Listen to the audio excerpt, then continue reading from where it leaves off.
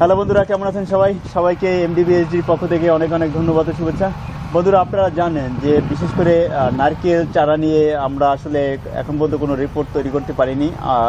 যে আমাদের যে রবীন্দ্রার যে নার্সারি রয়েছেন এখানে আমরা ভিয়েতনামের যে নারকেল চারা যে ফলন বেশি হয়, আপনারা জানেন যে গাছগুলোতে ফলন বেশি হয় ওগুলো ভিয়েতনামের, সেই চারা সম্বন্ধে আমরা দাদার সাথে একটু কথা বলার জন্য আজকে নিয়ে এসেছি। এবং আপনারা কিভাবে চারাগুলো লাগাবেন হয়তো দাদা সেইভাবেও দুই একটা কথা আমাদেরকে জানাবেন। দাদা কেমন আছেন? ভালো আছেন। তো সর্বোপরি দাদা, আপনারা জানেন যে এই ভিয়েতনাম যে নারকেল চারাগুলো, এই বিষয়ে যেহেতু আজকে আমার যে ভাইকে নিয়ে আসছি উনিও হয়তো কিছু চারা আপনার কাছ থেকে নেবে, তো যারা এই চারাগুলো নিতে চায় তারা কিভাবে আপনার কাছ থেকে নিতে পারে এবং কিরকম দাম পার পিসের পড়তে পারে? আসলে প্রথমত যে কথাটা আগে চিনতে হবে যে আসলে এটা ভিয়েতনাম কিনা। আচ্ছা, ভিয়েতনামের দামটা একটু বেশিই পড়বে, 1000 টাকার মধ্যে গাছ রাখা যাবে পার পিস। এটা সবুজ কালার আছে দুইটা, একটা হচ্ছে সবুজ কালার আর একটা হচ্ছে দুধে আলতা। আচ্ছা, তাই যেটুকু জানা গেছে সবুজটা ফলন ভালো আসছে বাংলাদেশে। সবুজ কালার যেটা হবে সেটা ভালো ফলন আসছে, এবং এইটা যদি মোটামুটি ভালো রোদ এবং পর্যাপ্ত জৈব সারের জায়গায় লাগানো হয় তাহলে খুব ভালো হবে। যারা একেবারে নতুন, মনে করেন আমাদের মতো শৌখিন যারা, যে আমার একটু জায়গা আছে সেখানে 2-4টা চারা লাগাবে, তারা প্রথমে চারা লাগানোর আগে কোন পদ্ধতি ব্যবহার করতে পারে? প্রথমত জায়গা নির্বাচন করতে হবে, অবশ্যই পরিষ্কার পরিচ্ছন্ন এবং রোদ পরে এমন জায়গা নির্বাচন করতে হবে। রোদ জায়গা নির্বাচন করার পরে দেখতে হবে যে উঁচু কিনা, একটু ভালো উঁচু জায়গা হলে সবচেয়ে ভালো হবে এবং সেই মাটিতে পর্যাপ্ত জৈব সার রাসায়নিক সার দিয়ে এই ভিয়েতনামের নারকেল লাগাইলে পর অবশ্যই ভালো হবে। আমি যদি 10টা অথবা 5টা গাছ লাগাইতে চাই তাহলে একটা গাছের দূরত্ব কতটুকু দিলে হবে? একটা গাছের দূরত্ব কমপক্ষে 15 হাত। একটা গাছ থেকে আরেকটা গাছের দূরত্ব 15 হাত হতে হবে।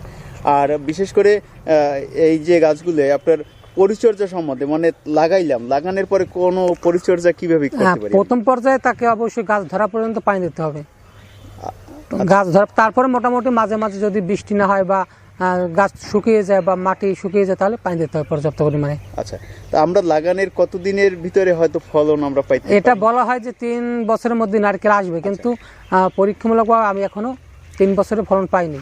হয়তো দেখা 3-4-5 বছরের মধ্যে আশা করি ফলন পাওয়া যেতে পারে। তো আপনাদের নার্সারিতে কি এখন পর্যন্ত কি কোনো গাছ হয়েছে যে নারকেল হবে? বা আমার গাছে হয়েছে, কিন্তু ওইটা আসলে 3-4 বছর হয় নাই, যদিও ছায়া জায়গায় ছিল গাছটা, একটু হয়েছে কিন্তু সময় লাগছে।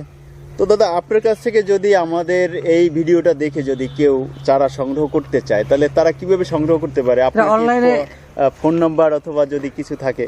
হ্যাঁ, ফোন নাম্বার দেওয়া যাবে 01716 779967। এই নাম্বার যোগাযোগ করতে পারে, যোগাযোগ করলে আমরা অনলাইনেও চারা পাঠিয়ে দিতে পারি। আচ্ছা, মানে যে কোনো জায়গা থেকে আপনাদেরকে লগইন করলে আপনারা পাঠিয়ে দিতে পারেন? অবশ্যই। আচ্ছা দাদা, আপনাকে অসংখ্য ধন্যবাদ। আপনাকে ধন্যবাদ। হ্যালো দর্শক, রিপনদা আমাদেরকে যে মেসেজটি এই ভিয়েতনাম চারা সম্বন্ধে যে জিনিসটি মেসেজটি আপনাদেরকে জানালেন, যে আসলে সর্বোপরি আপনাকে প্রথমে জায়গাটাকে নির্বাচন করতে হবে এবং এই ভিয়েতনাম চারা যারা আপনারা লাগাবেন সর্বোপরি আগে জায়গাটাকে সেট করতে হবে। বিশেষ করে খোলামেলা জায়গা হলে এই চারাগুলো একটু ভালো হয়। তো দাদার নাম্বার আপনারা স্ক্রিনে দাদার মুখে বলে দিয়েছেন এবং আমরাও নাম্বারটি আপনাদের স্ক্রিনে দিয়ে দিলাম। আপনারা চাইলে দাদাদের সাথে যোগাযোগ করে আপনারা শুধু চারা না, শুধু নারকেল চারা না, এখানে আপনারা হরেক রকম ফলের চারা এই রবিন নার্সারিতে পেতে পারেন। ছবেদা ফুল, ফল, হরেক রকম ফলের চারা আপনারা এখান থেকে সংগ্রহ করতে পারেন। তো সবাইকে আবারও ধন্যবাদ জানিয়ে শেষ করছি। সবাই ভালো থাকবেন, সুস্থ থাকবেন। আল্লাহ হাফেজ।